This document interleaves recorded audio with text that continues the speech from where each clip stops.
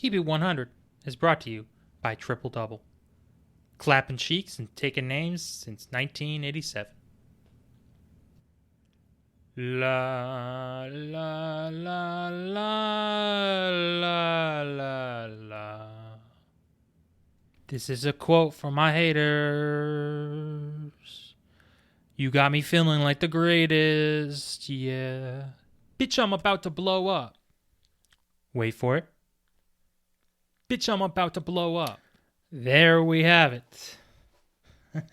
Or should I say, there we go. Before we get into the quote of the hour, oh, by the way, my name is Casey Huckle. This is Keep It 100.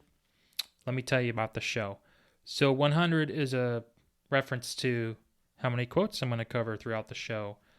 I started out on fire, doing 2 quotes a week, and the plan was to be done in, a year, right? Because there's 52 weeks in a year.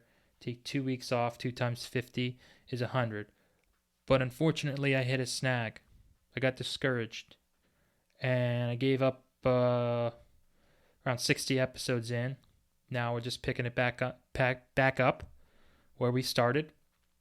And if you're just joining us, I'll tell you what this is about, where I find these quotes that they could be from a Bible verse, song, a poem, something someone said to me on the street, your tombstone, what have you. They just have to be, most of them are pithy. They don't have to be pithy. Some of them can just be jokes. Some of them can be just funny.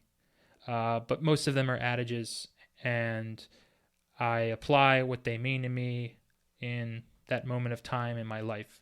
So they've gotten me through some tough times and will continue to do so, and inspired me to make this podcast. Keep It 100. So without further ado, I bring to you Keep It 100.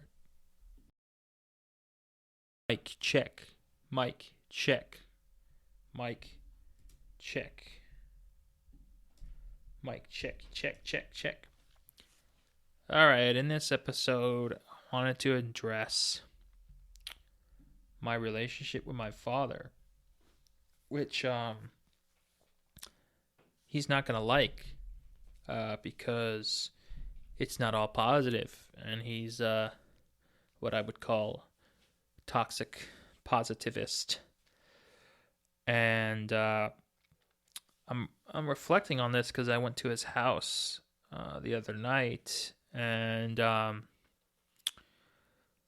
at times I feel muzzled and want to be my emotional,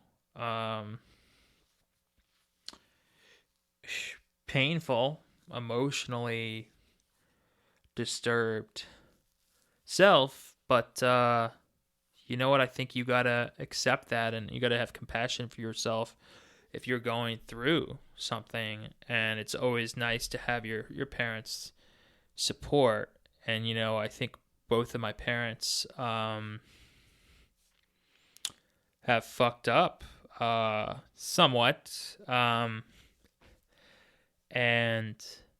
they're just people. They're limited, and there's a gray area that humans have a hard time seeing the gray, just because of the way our brains, unfortunately, are wired. It's probably because of this need for survival, being defensive or narcissistic is to be having these defense mechanisms are put in place to keep us alive, but they don't make us happy. They can lead us to do drugs, be alone, be miserable. And they don't apply to just some people. They apply to everyone. And they certainly apply to my parents. And I think my dad, if he listened to this, would label it as I'm having a pity party. I'm attacking him. I'm wrong. But it's more like a reflection, and it's not a judgment. It's more like, I'm expressing how I feel. But since he's so narrow-minded and defensive, that's unfortunately where his brain goes to. And I almost sent an email. I guess it would be like this, me speaking, but in in email form to my aunt, who is this psychologist sister of my father. But I thought, you know what? I've been going to depending on other people my whole life. Time for me to be more independent, and the best way to do that is, even if this sounds, too personal, or like it's a therapy session, but you go ahead, fucking turn this off. I don't give a shit. I don't even know who's listening. Might even be zero people may be listening. Oh wait, no, there's one person listening, and that's myself. And so my dad has been using his power. Fathers have power over their children, right? But I guess only if you give it to them. But I did just want to use an example, I guess, to kind of cite how he and I have our differences, and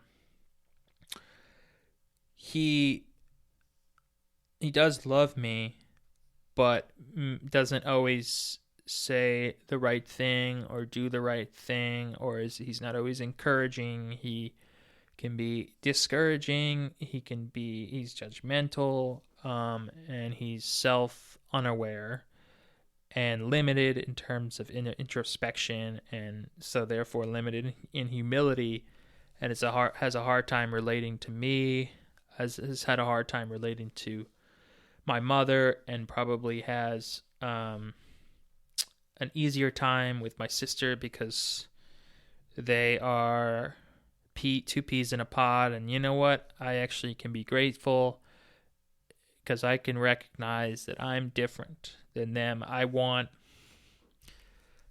want to be them. I want to be me. I do feel like maybe this is where the rubber hits the road.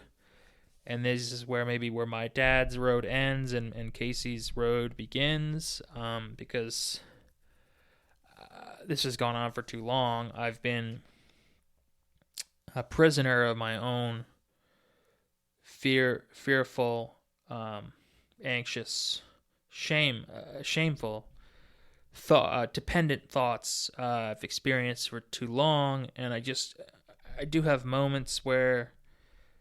And it takes a lot of strength and power and bravery to kind of go on my own. But then my brain always seems to pull me back into kind of this comfort zone. And maybe I'm oversimplifying. Well, no, this is kind of my impression of kind of my thoughts, my thinking. And so there's this vacillation between, my safe place, my comfort zone, and then maybe my ideal, but my real self, who can handle these issues, getting rejected. What's happened in my life? Like, trying to think when and where I've had the most adversity. Holding a job has been tough. Keeping a girlfriend has been tough. Well, these are all like adulting things, right?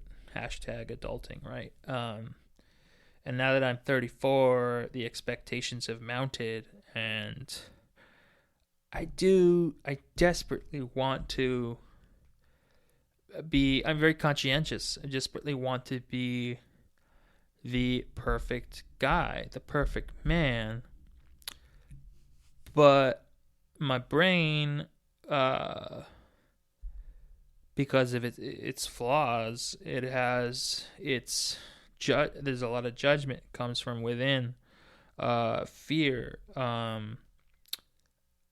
rebellion. I have rebellion in me. But I think I'm not independent. going back and forth. Do I want to be this person? Or do I want to be that person? Or who am I? Oh, let me try like an imposter. Let me try this. Put on this mask for a while, and then no. I don't want to do that anymore. I want to do this. A huge thread, a huge theme is this desire, obsession with being famous, and that's put me in like a really terrible conditional place of of unhappiness, of dreaming of, if I'm a star rapper, if I'm a professional athlete, if I'm one of the best people in the world, unconsciously, then I'll be happy. It's not like I'm saying to myself, it's not like there's a switch that goes on, like, kind of is. The brain is, it's very complex. It's very tough to understand. But if the more you think about something that isn't real, that isn't possible, that it's unattainable, that's outside of yourself, the more time you spend perseverating about it, worrying, obsessing over it, I guess, pining for it, something that's not there, the more suffering you're going to experience. And that's what's happened to me. It's been like, I just have a tough time just kind of embracing what I have, the present moment, being this unknown broke guy who very kind-hearted. Why not talk about my strengths? Why not? Don't address them. I don't focus on them enough. Yeah, actually, I'm actually stumped. What areas? Oh, very honest, thoughtful, smart, reflective. But the problem I have, the huge $10 million problem I have is I need that validation from society. I keep deferring to the world. I need the world to tell me, oh, we approve of you. And it's scary. It's scary how unconscious it is. If it was conscious, maybe it's becoming conscious right now. Then I can, when it becomes as conscious and I become aware of it, that's when the improvements really start to hold true and happen. Then I could start moving in a better direction. But it is very unconscious. It's quite a strong habit of escaping, of fantasizing. I was playing tennis. One issue is I was playing fucking tennis by myself. That's a problem, because if I'm playing with someone else, then the companionship is there, and then loneliness goes away.